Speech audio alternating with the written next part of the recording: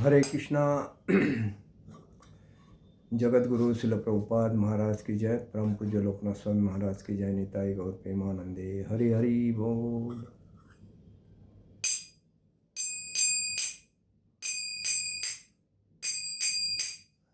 जय राधा माधव कुंज विहारी। जय राधा माधव कुंज विहारी।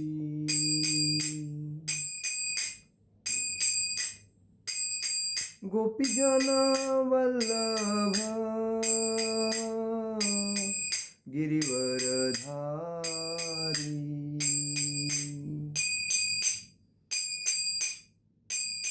गोपीजन वल्लभ गिरिवरधारी।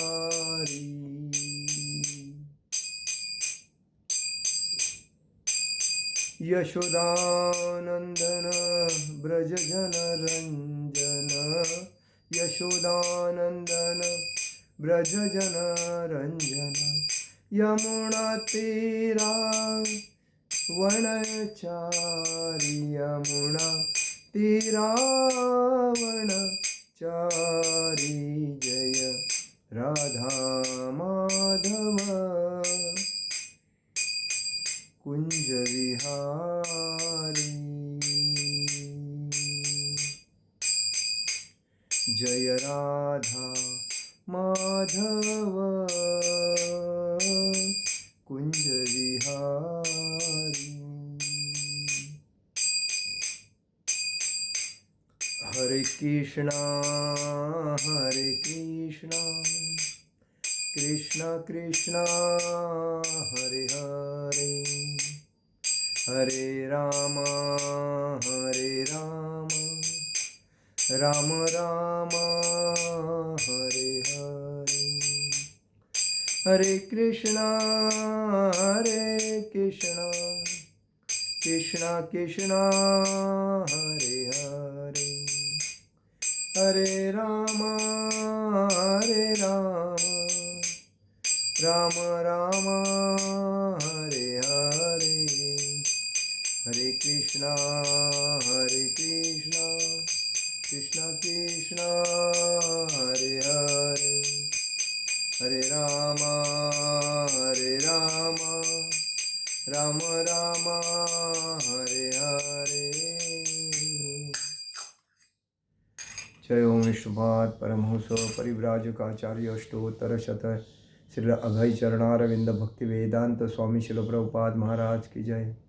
नित्य लीला प्रविष्ट जय ओम विष्णुपाद परमहंस परिव्राजकाचार्य अष्टोत्तर शत श्रील भक्ति सिद्धांत सारस्वती ठाकुर शिल प्रभुपाद महाराज की जय। नित्य लीला प्रविष्ट जय ओम विष्णुपाद परमहंस परिव्राजकाचार्य अष्टोत्तर शत श्रील गौर किशोर जी बाबाजी महाराज की जय। नित्य लीला प्रविष्ट जय ओम विष्णुपाद परमहंस परिव्राजकाचार्य अष्टोत्तर शत श्रील भक्ति विनोद ठाकुर जी प्रभुपाद महाराज की जय। नित्य लीला प्रविष्ट जय ओम विष्णुपाद परमहंस परिव्राजकाचार्य अष्टोत्तर शत साक्षात वैराग्य जगन्नाथ जी बाबाजी महाराज की जय। श्री रूप सनातन भट्ट रघुनाथ श्री जीव गोपाल भट्ट दास रघुनाथ गोस्वामी प्रभुपाद महाराज की जय। अनंत कोटि वैष्णव वृंद की जय। नामाचार्य श्री हरिदास ठाकुर की जय। प्रेम से कहो श्री कृष्ण चैतन्य प्रभु नित्यानंद श्री अद्वैत गदाधर शिवासादि गौर भक्त वृंद की जय। श्री श्री राधा कृष्ण गोप गोपीनाथ श्याम कुंड राधा कुंड गिरि गोवर्धन की जय। वृंदावन मथुरा वृंदावन धाम की जय। मायापुर नवदीप धाम की जय। द्वारका धाम की जय। जगन्नाथपुरी धाम की जय। अयोध्या धाम की जय। बद्रीनाथ धाम की जय। रामेश्वरम धाम की जय। गंगा माई की जय। यमुना माई की जय। तुलसी महारानी की जय। भक्ति देवी की जय। हरिनाम संकीर्तन की जय। समवेद भक्तवृंद की जय। समवेद भक्तवृंद की जय। समवेद भक्तवृंद की जय। All glories to assembled devotee, all glories to assembled devotee, all glories to assembled devotee। Shri Shri गुरु गौरांग की जय। निताई गौर प्रेमानंदे। हरि हरि बोल। ओम अज्ञानतिमिरान्धस्य ज्ञानाञ्जनशलाकया चक्षुरुमिलितेन तस्मै श्रीगुरुवे नमः। श्रीचैतन्यमनोभीष्टं स्थापितं येन भूतले स्वयं रूपगदामह्यं ददाति स्वपदान्तिकं। वन्देऽहं श्रीगुरु श्रीयुतपदकमलं श्रीगुरुवैष्णवांच श्रीरूपं साग्रजातं सहगण रघुनाथां तं सजीवं साद्वैतं सावधूतं परिजनसहितं कृष्णचैतन्यदेवं श्रीराधाकृष्णपादान् सहगण ललिता श्रीविशाखान्वितांच। हे कृष्ण करुणा सिंधु दीनबंधु जगतपते गोपेश गोपिका कांत राधा कांत नमस्ते। तप्त कांचन गौरांगी राधे वृंदावनेश्वरी विश्वभानुसुते देवी प्रणमामि हरिप्रिय। वाञ्छाकल्पतरुभ्यश्च कृपा सिंधु भवस पतितानां पावनेभ्यो वैष्णवेभ्यो नमो नमः। गुरुवे गौरचंद्राय राधिकाय तदालिये कृष्णाय कृष्णभक्ताय तदभक्ताय नमो नमः। ओम नमो भगवते वासुदेवाय। ओम नमो भगवते वासुदेवाय। ओम नमो भगवते वासुदेवाय। वंशाकल्पतरुभ्यश्च कृपा सिंधुये भवतो पतितानां पावनेभ्यो वैष्णवेभ्यो नमो नमः। श्री श्री गौरनिताय, श्री श्री कृष्ण बलराम, श्री श्री ललिता विशाखा राधा श्याम सुंदर, श्री श्री जगन्नाथ सुभद्रा बलदेव जी भगवान की जय। आप सभी का आज के भगवद गीता के लेक्चर में हार्दिक स्वागत। शुरुआत करते हैं। हम लोग भगवद गीता के दूसरे अध्याय में 23वें श्लोक पे चर्चा करेंगे आज। नैनं छिन्दन्ति शस्त्राणि नैन दहन्ति पावकं न चैनं केदयत्यल्पो न शोषयन्ति मारुताम्।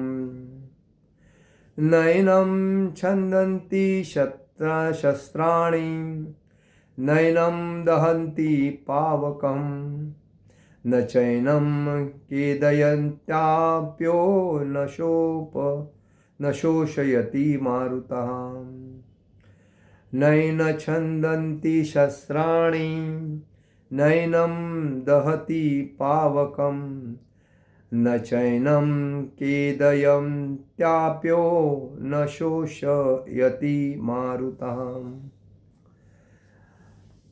न मतलब कभी नहीं, एनम म्हणजे इस आत्मा को, छिदंती म्हणजे खंड खंड कर सकते हैं, शस्त्राणी हथियार, न म्हणजे कभी नहीं, एनम इस आत्मा को दहती जला सकता है, पावक म्हणजे अग्नि, न म्हणजे कभी नहीं, स म्हणजे भी, एनम म्हणजे इस आत्मा को, केदयंती म्हणजे भिगो सकता है, आप म्हणजे जल, न म्हणजे कभी नहीं, शोषयति सुखा सकता है, मारुता म्हणजे वायु।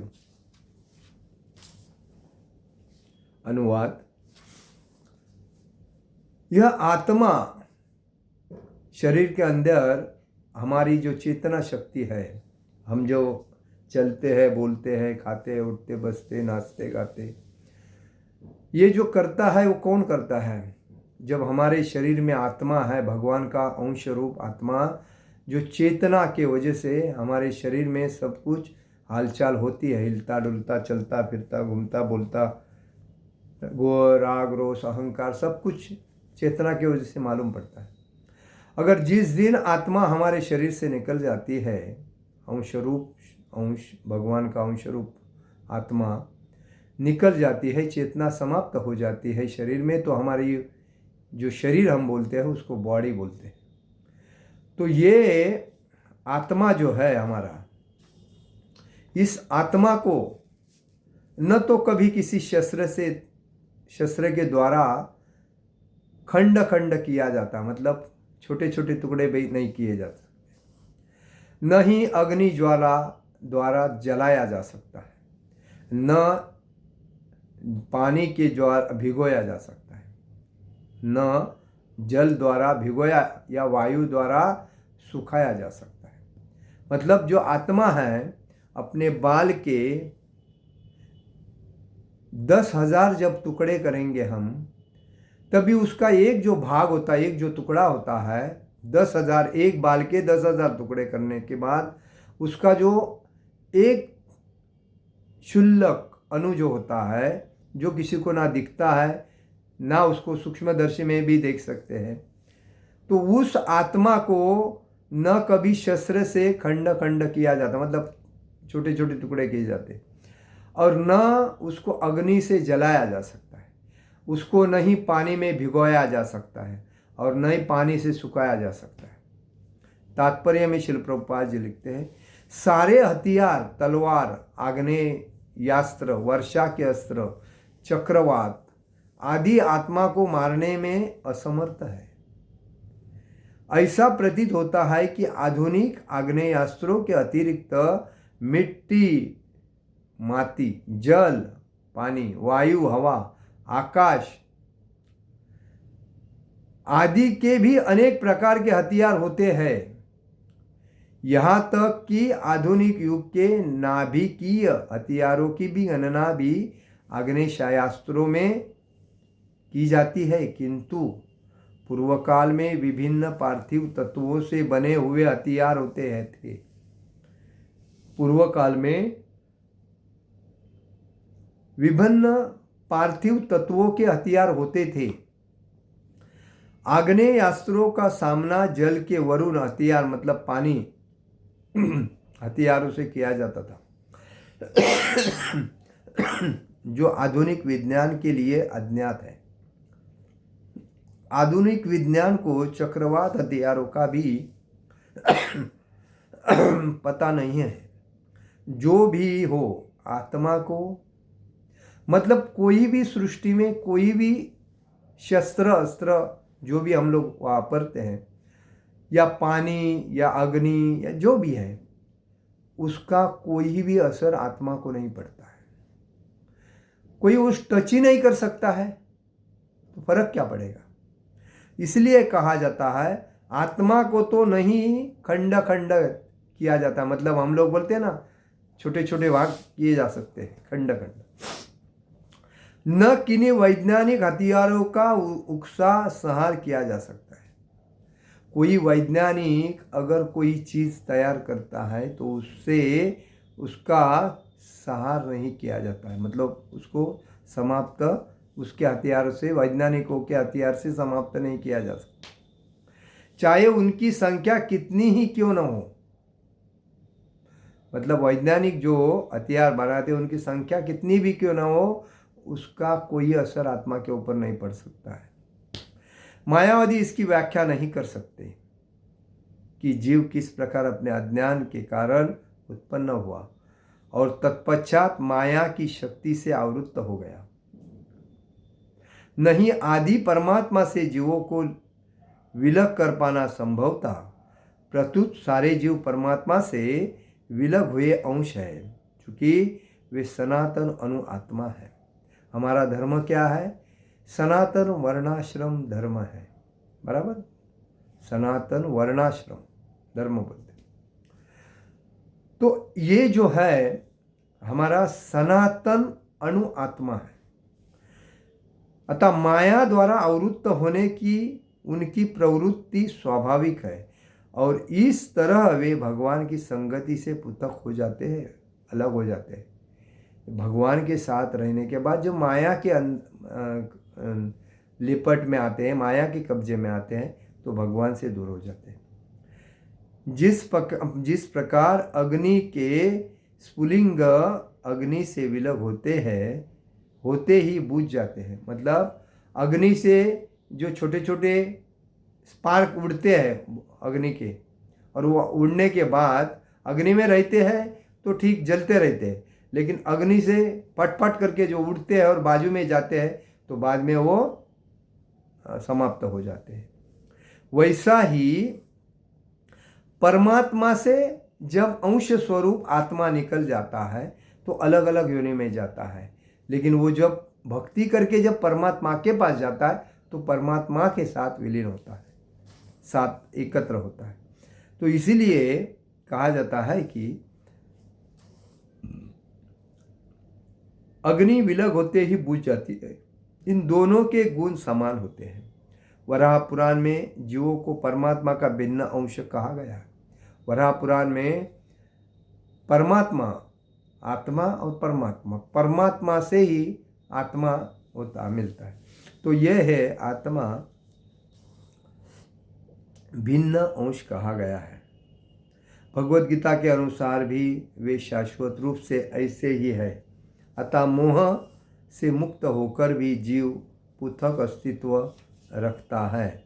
जैसा कि कृष्ण द्वारा अर्जुन को दिए गए उपदेशों से स्पष्ट है, अर्जुन कृष्ण के उपदेश के कारण मुक्त हो गया, किंतु कभी भी कृष्ण से एकाकार नहीं हुआ। मतलब अर्जुन कृष्ण के उपदेश के कारण समझ गया भगवान कृष्ण मुझे क्या बता रहे हैं, तो इसीलिए, लेकिन वो अलग नहीं हुआ, ये बात है। अच्छेद्यो यमदाहो यम के दोषोष एवच नित्य सर्वगत स्थानु रचलोय सनातन। अच्छेद्यो यमदाहो यम के दोषोष एवच नित्य सर्वगत स्थाणु रचलोय सनातनम। यह आत्मा अखंडित तथा अघुलनशील है।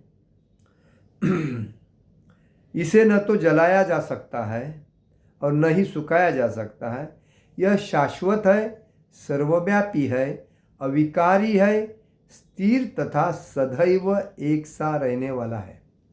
आत्मा कैसा है? शाश्वत है, उसका कभी अंत होता नहीं। वो करोड़ों जन्मों से अलग अलग शरीर बदलते मनुष्य योनि में आके उसको ज्ञान प्राप्ति करता है। जानवर को तो बुद्धि रहती है, विवेक तो नहीं रहता, लेकिन मनुष्य को बुद्धि विवेक दोनों होने की वजह से मनुष्य समझ सकता है कि मुझे अच्छा क्या करना है, बुरा क्या करना है। लेकिन आज माया के जब कब्जे में आके मनुष्य ये भी समझना भूल गया कि अच्छा क्या है और बुरा क्या है। और इसीलिए कहा जाता है कि आत्मा ये करोड़ों सालों से शरीर बदलता आया है, लेकिन एक ही शरीर है जो आत्मा पुनर्जन्म पुनर्मरण ये जो चक्र से मुक्त करने का शरीर जो है वो मनुष्य योनि। और मनुष्य योनि के बाद वो आत्मा को अगर पुनर्जन्म में और पुनर्मरण में ये चक्र में फंसना नहीं है तो वो भक्ति करके इससे मुक्त हो सकता है। बाकी दूसरा कोई उसको शरीर 84 लाख योनि में अगर मिलता है तो 80 लाख योनि के जो शरीर है सब तकलीफ सहने वाले हैं। मनुष्य इस कलयुग में जो जन्म लिया है तो इस संसार को पार करके जा सकता है, उसका साधन एक ही है, भक्ति। जो भक्ति लता को पकड़ के वो साधन को मतलब ये सागर को पार कर सकता है। लेकिन बाकी कोई प्राणी, पशु पक्षी कीटक मूंगी जय 84 लक्ष में 80 लक्ष प्राणी जो योनि है वो इस कलयुग को पार नहीं कर सकता, ये भगवान बोलते हैं।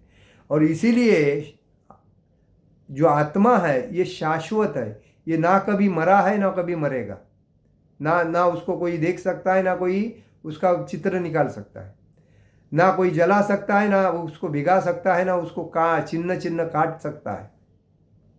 लेकिन वह भगवान के पास वापस लौट के जा सकता है जो भक्ति के माध्यम से। तो यही इसीलिए कहते हैं कि ये शाश्वत है, सर्वव्यापी है, हर जगह पे है और अविकारी है, उसको विकार नहीं, स्थिर है और तथा सदैव एक ही सा रहने वाला है, एक ही आकार, एक ही। भले वो सूक्ष्म पशु पक्षी रहे, कीटक रहे, उसके शरीर में भी वही अणु है। मनुष्य योनि में, मनुष्य जीवन में, मनुष्य शरीर में भी वही योनि है, वही अनुष्य आत्मा है।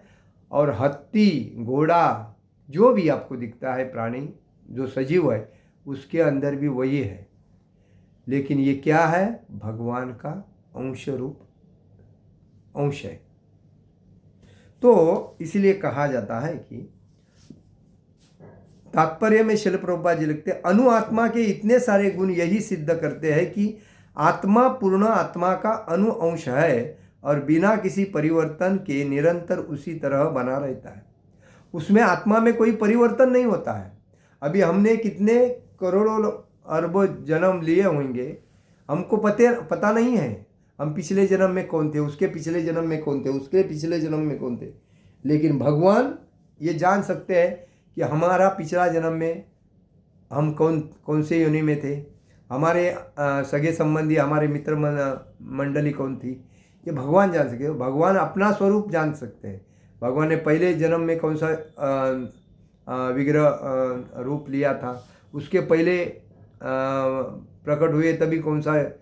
मतलब भगवान के 24 अवतार है, तो 24 अवतार में अलग अलग वो जान सकते हैं। लेकिन मनुष्य या कोई प्राणी, पशु पक्षी, उसको ये नहीं जान सकता है पहले जन्म में बंदर था कि गाय था, शेर था, बकरी था, कीटक था, पशु था, पक्षी था, मोर था, बिल्ली था, कोई नहीं जान।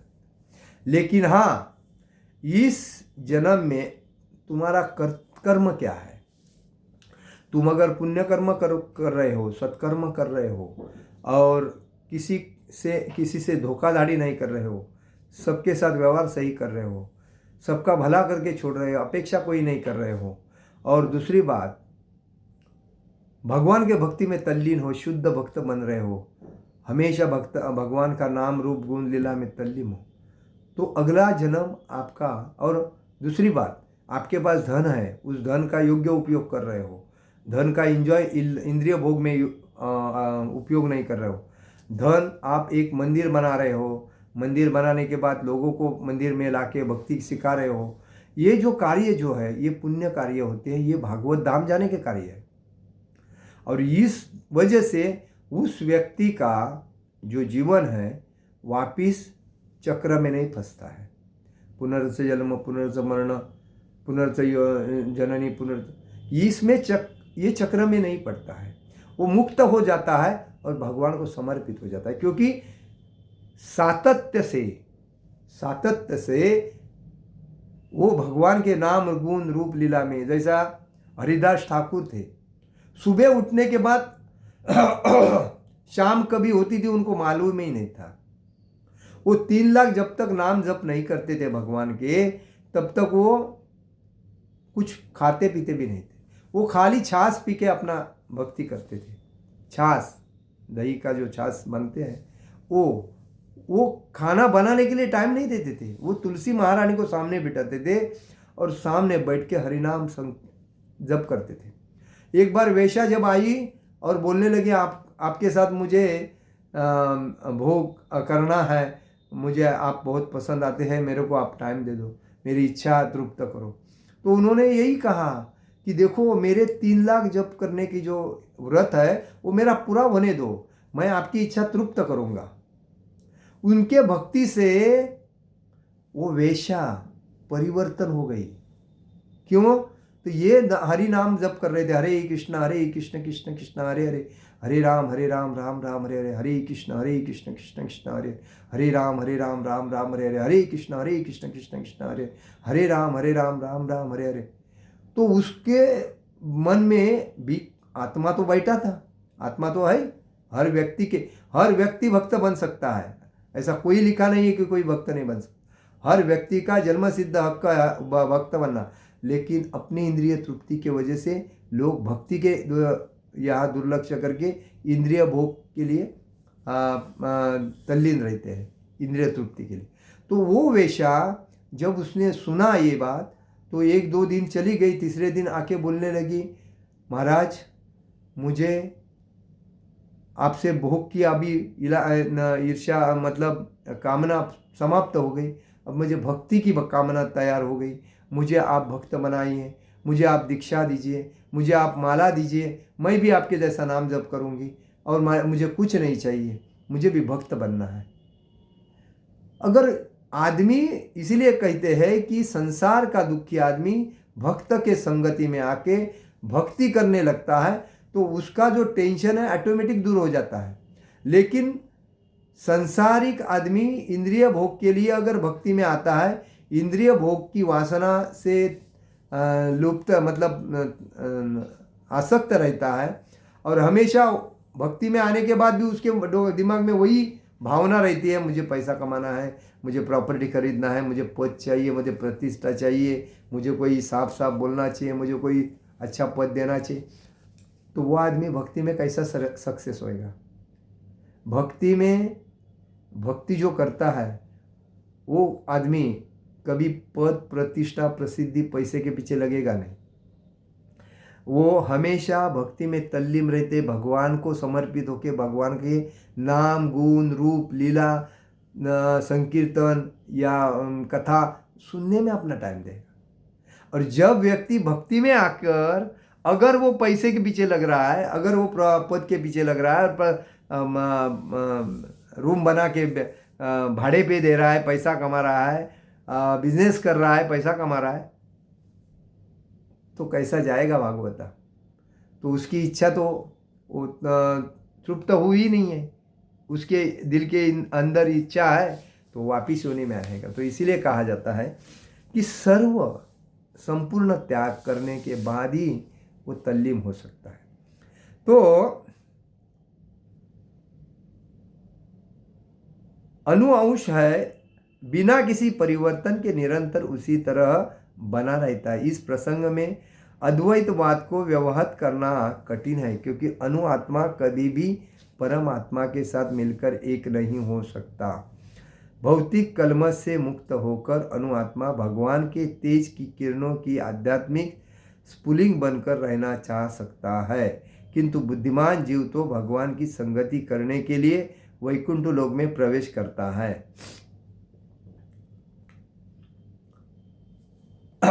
सर्वगत शब्द महत्वपूर्ण, क्योंकि इसमें कोई संशय नहीं है।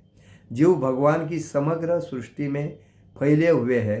वे जल, थल, वायु, पृथ्वी के भीतर तथा अग्नि के भीतर भी रहते हैं।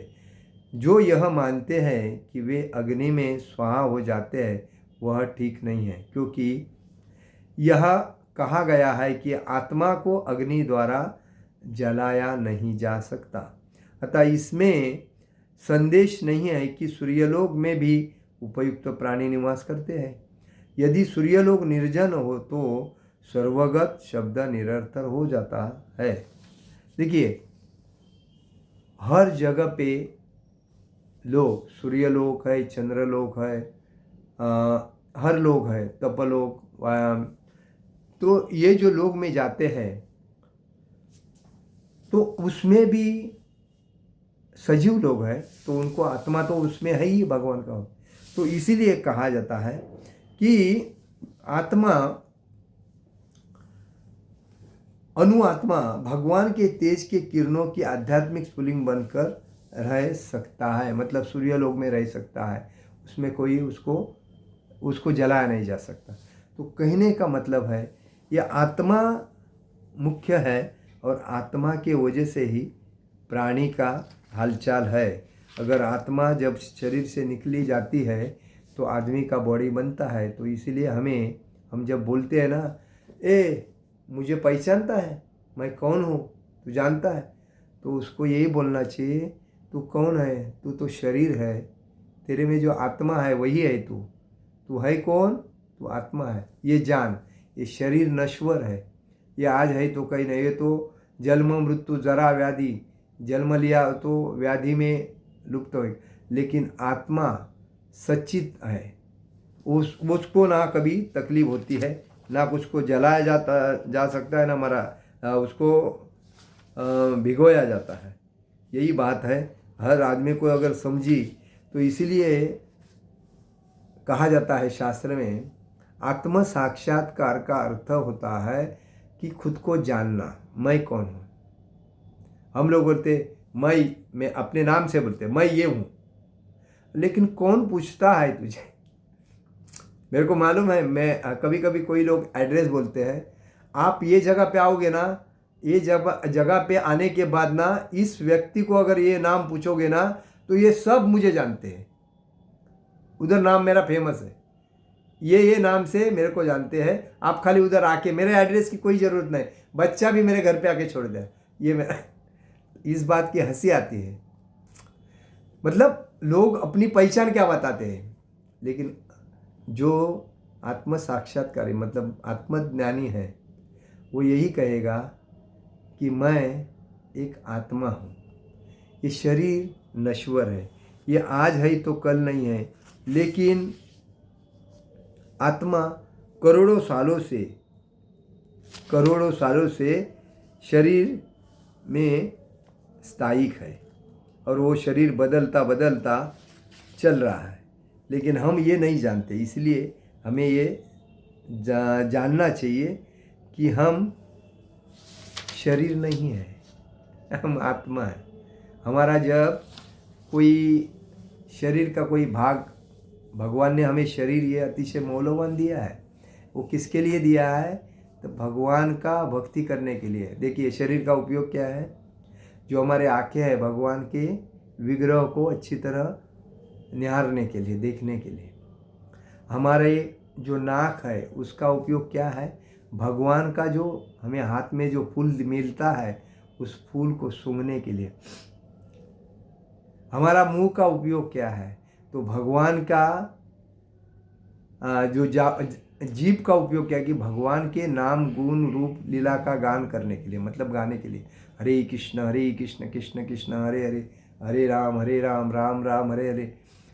हमारे मुंह का उपयोग क्या? भगवान का सुंदर प्रसाद, भोग ऑफर किया हुआ भोग प्रसाद बल के खाने के लिए, बराबर। हमारा गले का उपयोग क्या? कंठी माला पहनने के लिए, तुलसी की माला। ये आपका जो सोने का हार होता है, सोने की चैन होती है, सोने के जो जेवर होते हैं, ये तुलसी महारानी के सामने फेल है। भगवान उसको देखते नहीं। किसको? ये सोने बिने को, सोना चांदी पैटिनियम, इसको देखते नहीं, भगवान तुलसी को देखते। इस आध्यात्मिक जीवन में तुलसी की माला एक आदमी 5-5 10-10 पहनता है, क्योंकि भगवान को क्या पसंद है? तुलसी। क्योंकि भगवान ये बोलते हैं कि जब मुझे कोई भक्त भोग ऑफर करता है और उस भोग में अगर तुलसी महारानी का पत्ता नहीं रहेगा, अगर एक भी पत्ता रहेगा तो मैं उसको ग्रहण करूँगा। अगर उसमें पत्ता नहीं रहेगा, तुलसी महारानी नहीं है, तो मैं उसमें देखूंगा भी नहीं। तो सोना किधर है? ये सोना तो कली ने उसका वैल्यू बढ़ा के रखा है, कलियुग में लोगों ने, क्योंकि कली का स्थान सोने में है। मतलब लोगों से झगड़ा करने का, ये वो चीटिंगबाजी, लूटने का, बिजनेस करने के लिए। दूसरी बात, हमारे हाथ जो है भगवान के भक्ति में हाथ बजाने के लिए। हमारा पैर जो हमारे है वो भगवान के धाम को पैदल चल के परिक्रमा करने के लिए। तो ये जो हमारे शरीर के जो भाग है, ये हर चीज़ भगवान ने इसीलिए दिए कि मनुष्य जीवन पाने के बाद वो व्यक्ति ज्ञानी है और ज्ञान से वो अपना आगे का जो भविष्य में जो उसको तकलीफ होने वाली है, जन्म मृत्यु जरा व्याधि की, तो उससे वो मुक्त हो सकता है। तो इस वजह से ये हमें मनुष्य जीवन मिला है। लेकिन हम लोग मूर्ख दिन रात अपने इंद्रिय तृप्ति के पीछे लग के अपना जीवन को वापिस चक्र में फंसाते हैं और इसी वजह से हम दुख का भोगते हैं। और दुख का कारण हम किसको बोलते हैं? दूसरे को बोलते हैं, अरे उसके वजह से मेरे को तकलीफ हुआ। देखो आज कितने साधु संत ऐसे हैं, उन्होंने घर द्वार छोड़ा है, परिवार बाल बच्चे छोड़ दिए और भगवान को समर्पित हो गए 50 साल के बाद। और 50 साल के बाद वो कभी 1 रुपया कमाने के लिए भी नहीं जाते। जो कोई मिलता है, जो कोई उनको दान दक्षिणा देता है, उसमें अपना गुजारा करके भक्ति में दृढ़ रहते हैं, एकनिष्ठ रहते उसमें, क्योंकि उन्होंने खुद को पूर्ण भगवान को समर्पित कर दिया। ये नहीं करते कि मेरा बच्चा मुझे देखेगा, मेरी बीबी, बच्चा बीबी ये सब जब तक आपके पास कुछ है तब तक आपके है। जिस दिन आप देने के बंद हो जाओगे, उसके बाद वो आपको बोलेंगे भाई साहब अपना रास्ता देखो। हकीकत है। आज देखो कितने लोग अपने माता पिता को वृद्ध होने के बाद पगार नहीं पुरता है, माता पिता का टेंशन बहुत हो रहा है, रात को नींद नहीं मिलती है, आराम नहीं मिलता है, तो उनसे तंग आकर उनको आश्रम में भेजते।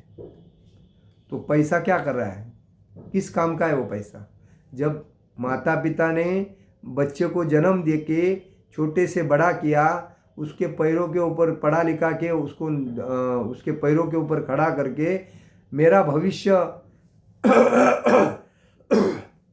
मेरे वृद्धावस्था में ये बच्चे मुझे संभालेंगे, ये उनके एक विचार थे। लेकिन इस विचार को माता पिता के विचार को बच्चे बाजू में रख के माता पिता का ही कंटाला करके माता पिता को वृद्धाश्रम में भेजकर वो और अपने जीवन में पाप जमा कर रहे हैं।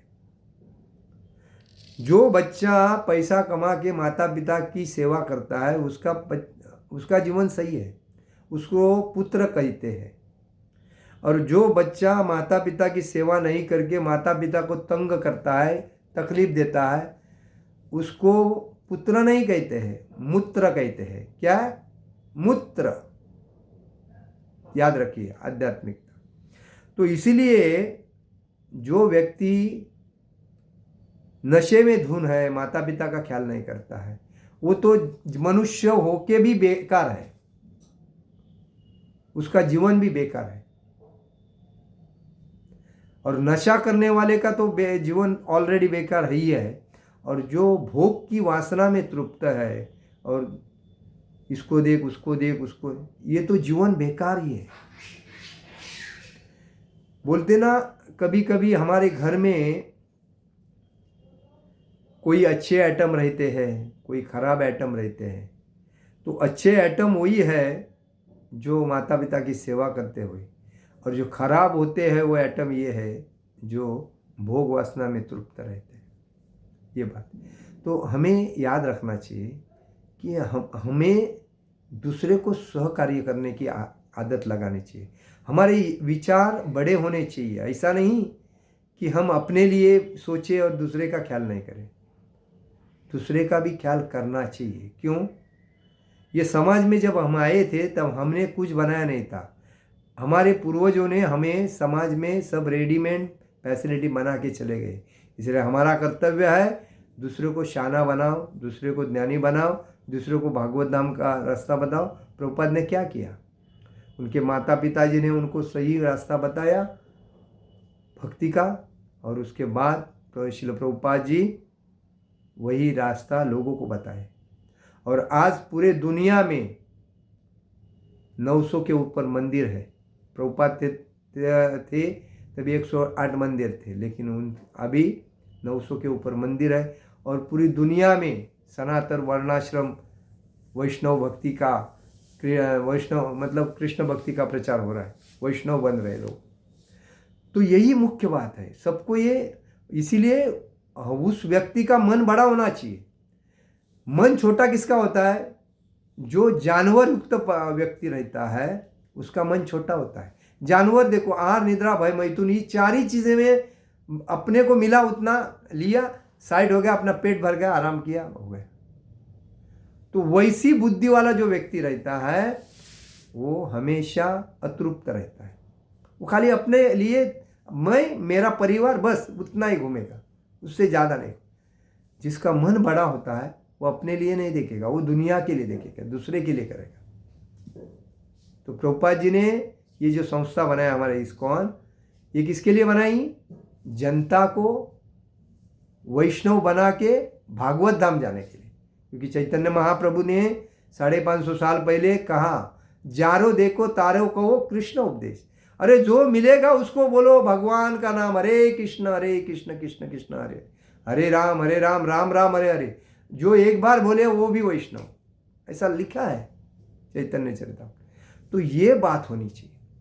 तो दूसरे का भला हम करते हैं, उसमें अपना भला होता है। लेकिन हम हमारा ही भला करते हैं। भगवान के पास, मैं एक बार बोला था, एक व्यक्ति ने भगवान को चिट्ठी लिख के दिया, भगवान मेरे को ये मांगता है, मेरे माता को ये मांगता है, मेरे पिता को ये मांगता है, मेरे भाई को ये मांगता है, मेरे को ये सब इच्छा मेरी तृप्त करना, और 3-4 करोड़ हमको ऐसा ही कोई लॉटरी में मिल जाए तो अच्छा।